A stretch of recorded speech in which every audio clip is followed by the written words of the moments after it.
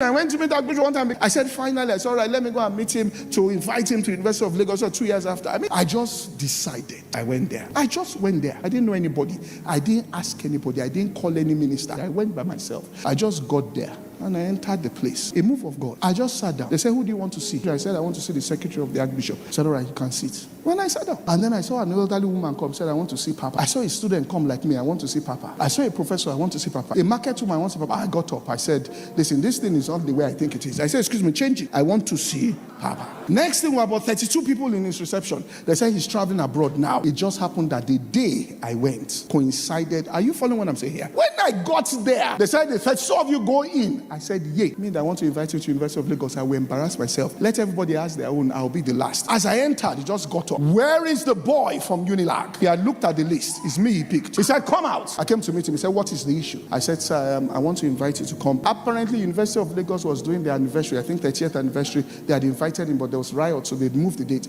He said, is it about the anniversary? I said, no, this is me. He said, you? I said, what? He said, fellowship. I said, all right. He said, when do you want me? I said, our convention is, I don't forget, April 6th to 13th. He said, I've been booked for 2 years. Locked. Where will you find dates? He called the secretary. Hear what I'm saying? The secretary came and said, you want this? I said, all right, let us go and check. As I was going, he just said, first of all, what do you believe? I was prepared for the answer. I just brought out a photograph from my back pocket. I said, sir, this is what I believe. That morning, God told me to take the photograph. I said, this is me and Bishop Oyemade together. This is me and Reverend Emmanuel. He said, I know what you believe. Go. God is my witness. We got to the book. They opened it. 2 years, lockdown, full. The only dates free in 2 years were April 6th to 13th. I said, when you are in the Holy Ghost, they asked me, do you want us for 2 days?